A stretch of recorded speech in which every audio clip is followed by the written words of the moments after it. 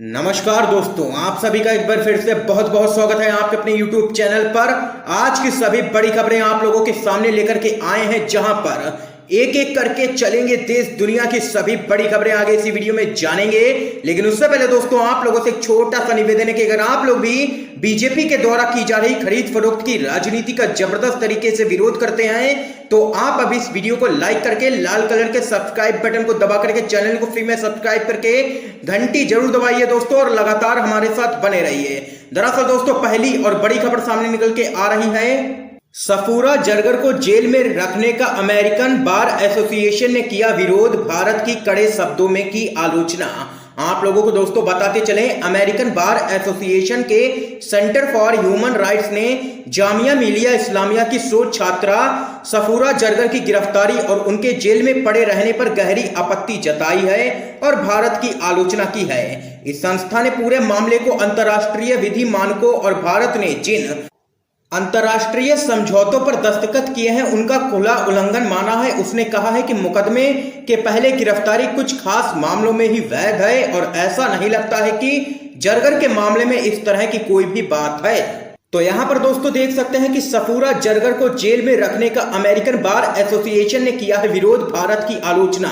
इस बीच दोस्तों एक और बड़ी अपडेट सामने निकल के आ रही है। राज्यसभा चुनाव, झारखंड में बीजेपी को लगा बड़ा झटका, झामुमो प्रत्याशी शिबू सोरेन की एंट्री पक्की। आप लोगों को बताते चले, बाघमारा से बीजेपी के विधायक ढुल्लू महतो की जमानत याचिका धनबाद कोर्ट ने खारिज कर दी है, जिसके बाद बीजेपी को बड़ा झटका लगा है और झामुमो प्रत्याशी शिबू सोरेन की एंट्री पक्की हो चुकी है राज्यसभा में। तो वहीं दोस्तों एक और बड़ी अपडेट आप लोगों को बताते चले, बिहार की 9 एमएलसी सीटों पर 6 जुलाई को चुनाव, नीतीश और तेजस्वी यादव की अग्नि परीक्षा।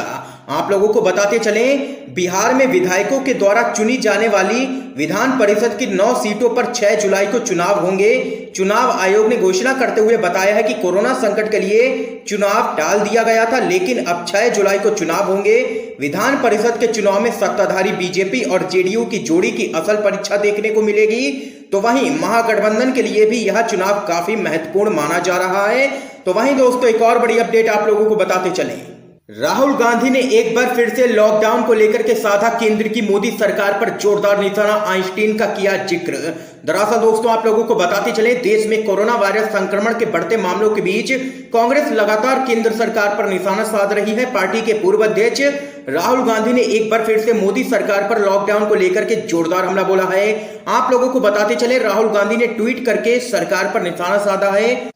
उन्होंने महान वैज्ञानिक अल्बर्ट आइंस्टीन के एक कथन का उल्लेख करते हुए ट्वीट किया, यह लॉकडाउन साबित करता है कि सिर्फ एक चीज अज्ञानता से ज्यादा खतरनाक है और वह है अहंकार।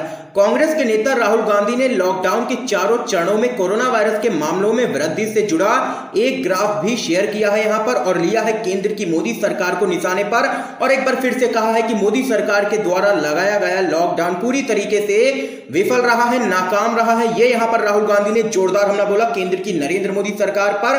तो वहीं दोस्तों एक और बड़ी अपडेट इस बीच आप लोगों को बताते चलें, संकट में अवसर का मतलब राजनीतिक फायदा उठाना तो नहीं है, पीएम मोदी पर शिवसेना का तंज। आप लोगों को दोस्तों बताते चले, शिवसेना ने अपने मुखपत्र सामना में प्रधानमंत्री नरेंद्र मोदी के संकट को अवसर में बदलने वाले बयान को राजस्थान के वर्तमान राजनीतिक हालात से जोड़कर तंज कसा है। उन्होंने अपने संपादकीय में लिखा है कि प्रधानमंत्री नरेंद्र मोदी ने कहा है, संकट को अवसर में बदलने का यह सही समय है। हमें ऐसा ही लग रहा था कि संकट मतलब कोरोना और अवसर मतलब स्वावलंबन। बीजेपी के नेताओं ने प्रधानमंत्री के बयान को सही अर्थों में समझ लिया है और कोरोना संकट को अवसर मानकर राजस्थान में एक स्थिर सरकार के पैरों को खींचना शुरू कर दिया है। मध्य प्रदेश का जिक्र करते हुए लिखा गया है आगे, जिस तरह से कमलनाथ सरकार गिराई गई थी उसी तरह से राजस्थान की गहलोत सरकार को गिराने के लिए बीजेपी द्वारा खोदी जा रही सुरंग के झटके महसूस किए जा रहे हैं। आगे आप लोगों को बताते चले, सामना में लिखा गया है कि मुख्यमंत्री अशोक गहलोत खुद आरोप लगा रहे हैं कि कांग्रेस और सरकार का समर्थन करने वाले निर्दलीय विधायकों को खरीदने के लिए करोड़ों रुपयों का लालच दिया जा रहा है। कांग्रेस ने रिश्वत प्रतिबंधक विभाग के पास शिकायत भी दर्ज करवाई है। यह सब कुछ राज्यसभा चुनाव को देखते हुए किया जा रहा है। राजस्थान में राज्यसभा के लिए एक कांग्रेस उम्मीदवार को हरवाकर और उसके बाद सरकार गिराने का उनका इरादा है। ये यहां पर शिवसेना ने जोरदार हमला बोला है केंद्र की मोदी सरकार पर और कहा है कि बीजेपी सिर्फ और सिर्फ खरीद फरोख्त की राजनीति ही करना जानती है। ये यहां पर शिवसेना ने जोरदार हमला बोला है। तो वहीं दोस्तों एक और बड़ी अपडेट आप लोगों को बताते चलें। बिहार, तेजस्वी यादव बोले नीतीश ने महामारी में नहीं किया कोई भी काम, बस किया है आराम। आप लोगों को बताते चलें, बिहार में नेता प्रतिपक्ष तेजस्वी यादव ने मुख्यमंत्री नीतीश कुमार पर एक बार फिर से जोरदार हमला करते हुए आरोप लगाया है कि वह कोरोना वायरस महामारी के दौरान 90 दिनों से गायब है। इसी कड़ी में तेजस्वी यादव ने आरजेडी कार्यालय के बाहर एक पोस्टर जारी किया जिसमें उन्होंने बताया कि किस तरीके से नीतीश कुमार पिछले 90 दिनों से अपने घर से बाहर नहीं निकले हैं। इस पोस्टर में तेजस्वी यादव ने नीतीश कुमार से सवाल पूछा है कि कोविड-19 महामारी के दौरान भी वह कहां गायब हैं और क्यों। इस पोस्टर में तेजस्वी यादव ने घंटे, मिनट और सेकंड के आंकड़े जुटाकर बताया है कि किस तरीके से नीतीश कुमार 2160 घंटे, 1,29,600 मिनट, 77,76,000 सेकंड से अपने सरकारी आवास से बाहर नहीं निकले हैं। इस पोस्टर के जरिए नीतीश पर तंज कसते हुए तेजस्वी यादव ने कहा है कि पिछले 90 दिनों से महामारी के दौरान मुख्यमंत्री केवल आराम कर रहे हैं और सिर्फ आराम कर रहे हैं। इन्हें जनता की नहीं बल्कि चुनाव के जातीय अंक गणित की चिंता है। ये यहाँ पर तेजस्वी यादव ने एक बार फिर से जोरदार हमला किया है बिहार के मुख्यमंत्री नीतीश कुमार पर। तो वहीं दोस्तों एक और बड़ी अपडेट आप लोगों को बताते चलें। दिल्ली के मुख्यमंत्री अरविंद केजरीवाल बोले दिल्ली में अब नहीं लागू होगा लॉकडाउन। जी हां दोस्तों, आप लोगों को बताते चलें, दिल्ली में कोरोना के बढ़ते संक्रमण के चलते उठाए जा रहे तमाम कदम के बीच बार बार ऐसी खबरें आती हैं कि राजधानी में एक बार फिर से लॉकडाउन घोषित कर दिया जाएगा। यह लॉकडाउन पहले से भी सख्त होगा जिससे कोरोना के बढ़ते संक्रमण पर रोक लगाई जा सके। इन सभी खबरों के बीच दिल्ली के मुख्यमंत्री अरविंद केजरीवाल ने ट्वीट करते हुए कहा है कि कई लोग अटकलें लगा रहे हैं कि क्या दिल्ली में फिर से लॉकडाउन लगाने की योजना बनाई जा रही है। ऐसी कोई भी योजना नहीं है, दिल्ली में लॉकडाउन लागू नहीं होगा फिर से। ये यहाँ पर बड़ा बयान सामने निकल के आया है दिल्ली के मुख्यमंत्री अरविंद केजरीवाल की तरफ से। इस बीच एक और बड़ी अपडेट दोस्तों जान लेते हैं। मध्य प्रदेश, दिग्विजय सिंह का शिवराज सरकार पर आरोप, लूट और अत्याचार की बात उठाने पर मेरे खिलाफ एफआईआर की गई है दर्ज। आप लोगों को दोस्तों बताते चलें, इन दिनों मध्य प्रदेश की राजनीति में वीडियो वॉर चल रहा है। यहां बीते दिनों प्रदेश के पूर्व मुख्यमंत्री दिग्विजय सिंह की ओर से सोशल मीडिया पर एक वीडियो वायरल किया गया था। इसके बाद बीजेपी ने विरोध जताते हुए दिग्विजय सिंह के खिलाफ साइबर क्राइम की धाराओं में मामला दर्ज करा दिया है। इस घटना के बाद दिग्विजय सिंह ने रायसेन प्रवास के दौरान मीडिया से बात करते हुए पलटवार किया है। पूर्व मुख्यमंत्री दिग्विजय सिंह ने शिवराज सरकार पर खुली लूट का आरोप लगाया है। साथ ही कहा है कि बुधनी में हो रही लूट और आदिवासियों से अत्याचार के मामले में पत्र लिखा था जिसके कारण मुझ पर एफआईआर दर्ज हुई है। उन्होंने कहा कि मुझे इसकी कोई भी चिंता नहीं है। दिग्विजय सिंह ने आगे कहा कि मैं भाजपा के खिलाफ लड़ाई लड़ता हूं, जमीन पर भी लड़ता हूं और संसद में भी लड़ता रहा हूं। सरकार में था तब भी लड़ता था। भाजपा और संघ मेरे खिलाफ अनर्गल बातें करते रहते हैं। लड़ाई मेरी उनसे है और वह जो अफवाह फैलाते हैं वह पूरी तरीके से गलत है। ये यहाँ पर तमाम बातें कही हैं मध्य प्रदेश के पूर्व मुख्यमंत्री और कांग्रेस पार्टी के वरिष्ठ नेता दिग्विजय सिंह ने।